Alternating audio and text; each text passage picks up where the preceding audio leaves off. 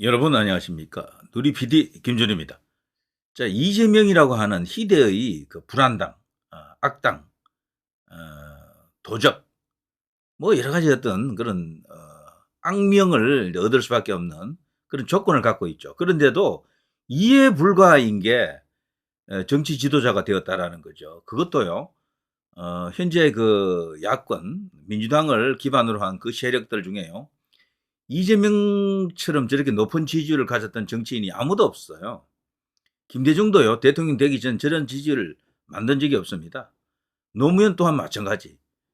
에, 문재인은 조금 다르긴 한데, 문재인도 저 이재명 정도의, 그, 뭐랄까, 파워를 가진 적이 없습니다. 대통령 되기 전에는요. 근데 너무도 이상하잖아요. 민주당이 정통파도 아니야. 그리고 전라도 출신도 아니고. 그렇다고 저기, 이제, 전라도를 대신한 PK 영남권 있잖아요. 부산 경남. 거기 노무현, 문재인.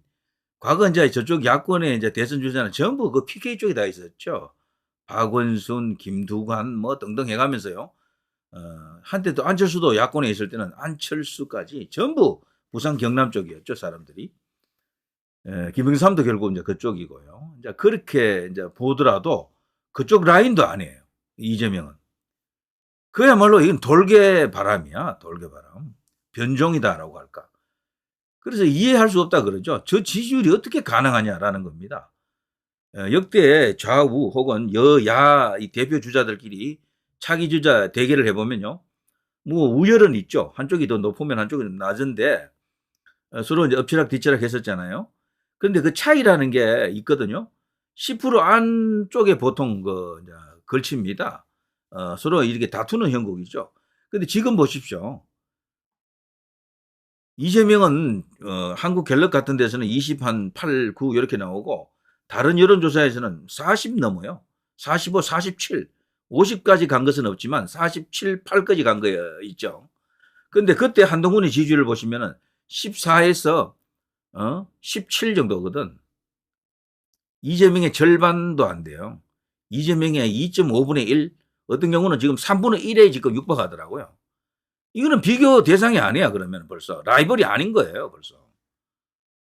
제가 기억하는 한 역대 이 여야 이제 차기 주자 1위 이제 주자들끼리 대결해가지고요. 이렇게 원사이드하게 기울어진 적은 박근혜 대통령이 대통령 되기 전, 이명박 대통령이 되기 전, 그때였습니다. 그때는요, 잠시였지만 이명박의 독주 시대가 있었죠. 박근혜 대통령도 한때 그런 독주 시대가 있었고요.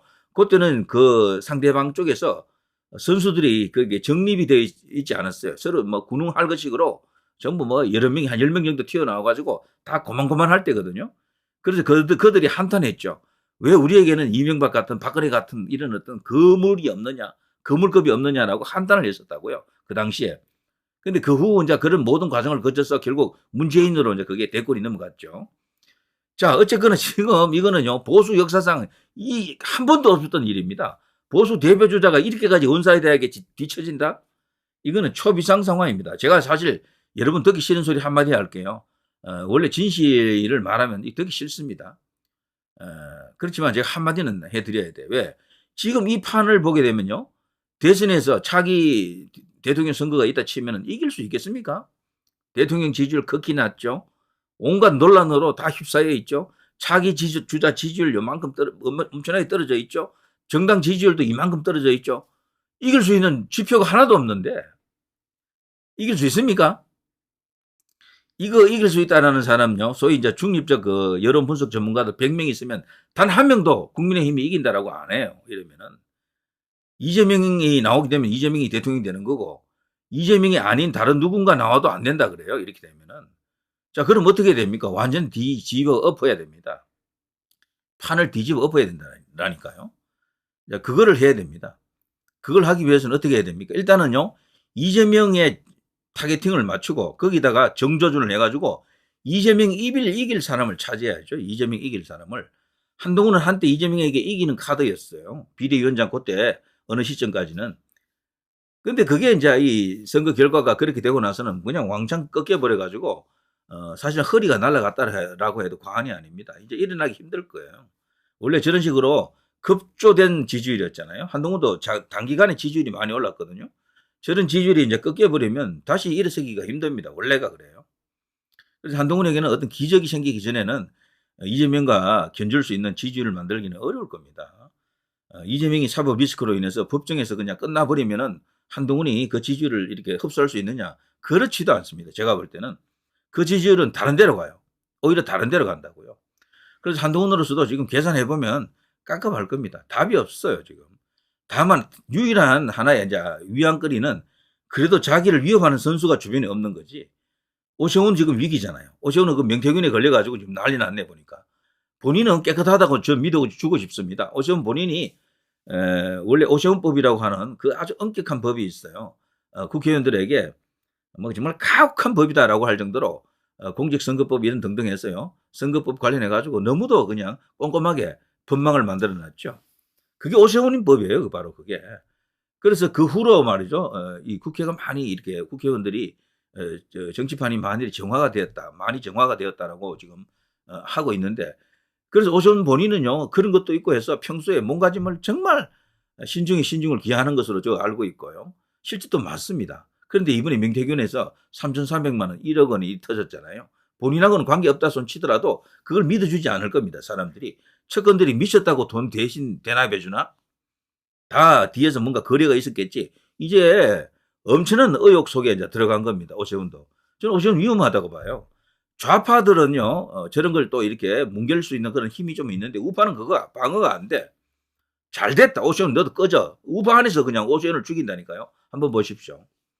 그리고 또 하나, 오세훈은 지금까지 깨끗한 정치인으로서 이렇게 비춰졌기 때문에 저런 게 이제 거론됐다라는 사실만으로도 엄청난 데미지를 입게 됩니다. 본인 스스로도 그렇게 이야기하더군요. 자기는 굳이 색깔로 치면은 흰색인데 화이트인데 그래서 금방 작은 거 하나라도 이제 이렇게 드러나면은 옷이 그냥 더러워진다, 확 드러난다라고 하더라고요. 반면에 이재명은 검은 옷을 입고 있기 때문에 거기에 뭘 이렇게 의혹을 제기하고 뭐 이렇게 던져봐도 표가 안 난다라는 거지. 실제 이런 이야기는 누리 PD를 이제 자주 보신 분들은 다 들었을 겁니다. 이건 옛날부터 제가 자주 했던 이야기인데요. 정치인은 두 유형이 있어요. 이명박, 그리고 또 이재명 같은 이런 유형의 정치인이 있는가 하면 이회창, 박근혜, 한동훈, 그리고 여기 오세훈, 고건, 반기문, 이회창 이런 사람 류가 있어요. 제가 나중에 이야기한 이런 사람들은 주로요.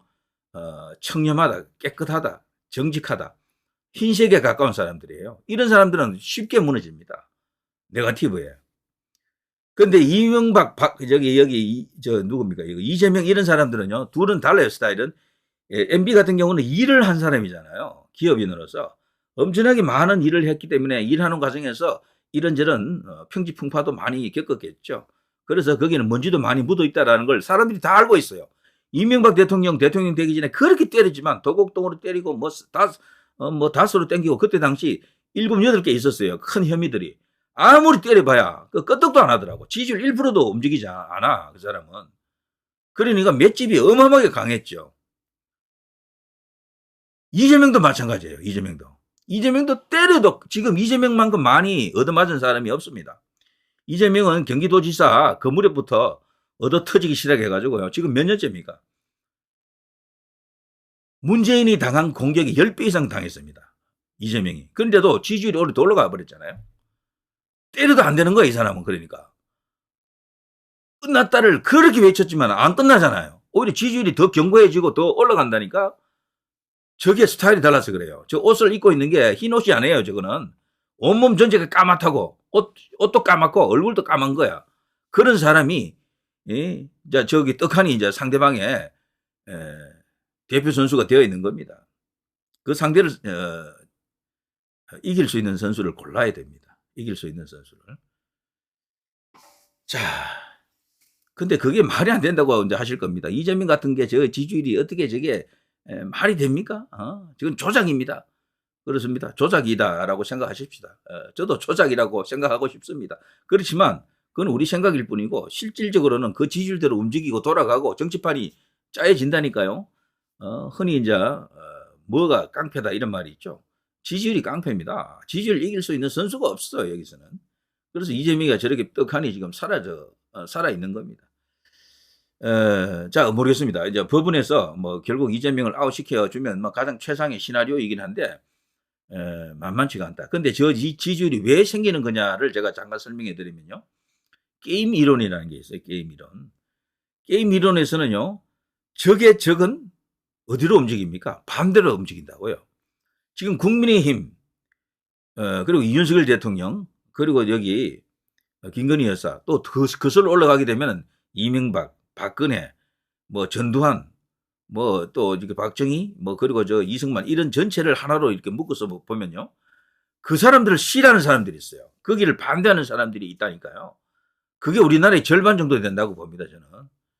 뭐 꼭 절반은 아니겠지만 한 40몇 프로 된다 칩시다. 그 사람들이 지금 어디로 가느냐? 전부 왼쪽으로 가버렸는데 민주당 쪽으로 갔는데 거기 가보니까 어쨌거나 우뚝한 게 이재명이잖아요. 이재명에게 다 달라붙어 있는 겁니다. 거기는 이재명만을 그냥 지지하는 그 개딸들도 있죠. 그렇지만 개딸은 그렇게 많지 않다라고 봐요, 저는. 나머지는 전부 국민의힘이 싫어서 이쪽 이제 대한민국의 주류 정통으로 자처하던 이 보수가 싫어서 그쪽으로 간 사람들이에요. 그 사람들이 그럼 진보다 이런 것도 안 해요. 이쪽이 싫어서 저쪽으로 갔다라니까요. 그런 사람들을 통해서 이재명에게 지지율을 지금 만들고 있는 거죠. 반사 이익을 얻는다라고 하는 거죠. 그래서 이재명을 때리면 때릴수록 그 지지율이 더 견고해질 겁니다, 사실은. 그러면 안 때리고 놔두느냐? 뭐, 아니, 그건 아닙니다. 뭐, 때려야죠. 뭐, 계속 때립니다. 그게 효과는 없더라도 계속 때려야 될 겁니다. 이재명에게만큼은요, 조중동도 엄청나게 때렸습니다. 조선, 동아일보, 뭐, 중앙일보, 뭐, JTBC, 뭐, 채널A, TV조선, 뭐, 엄청나게 때렸다고. 우파 유튜브만 때린 게 아니에요. 문재인에 대해서는 그렇게 많이 안 때렸습니다. 제가 볼 때는. 그런데 이재명에게만큼은 그야말로 뭐, 완전히 저승사자처럼 전부 다 칼을 들이댔죠, 사실은. 그런데도 지금 죽지 않고 지금 살아있고, 어쨌거나, 중요한 재판 두 개에서 하나는 사망선고, 또 하나는 뭐 기사회생 이런 상황인데요. 자, 앞으로 끝난 것은 아니지만 가봐야 되겠죠. 자, 이재명 지지율을 이해하기 위해서는 그런 측면도 있다라는 겁니다. 그리고 또 하나, 이재명 지지율을 이제 떠받치고 있는 사람들 중에 이야기하는 게 공통적으로 와, 그 사람 걸어왔던 길이 감동적이다 자꾸 그러더라고요. 감동적이다. 그야말로 이제 우리가 볼 때는 막산이 그야말로 험한 인생을 살면서 그냥 쓰레기로 이제 보기 쉬운데 이제 그렇게 이제 볼 수도 있고요. 그냥 말로 범죄자 같은 그런 인생을 살아왔다 이렇게 보잖아요. 근데 이재명 지지자들은 그렇게 보는 게 아니거든. 그야말로 서사 그 자체다. 그야말로 뭐 위대한 감동 스토리 뭐 이런 식으로 이야기하더라고. 지금 그러면은 그것도 어쨌거나 이재명을 떠받치고 있는 지지율의 요인 중에 한 개인 거예요. 그걸 깰 수 있는 사람을 찾아야 됩니다. 우파에서, 보수에서, 현재 여권에서. 제가 볼 때는 김문수 이야기를 요즘 제가 많이 하죠.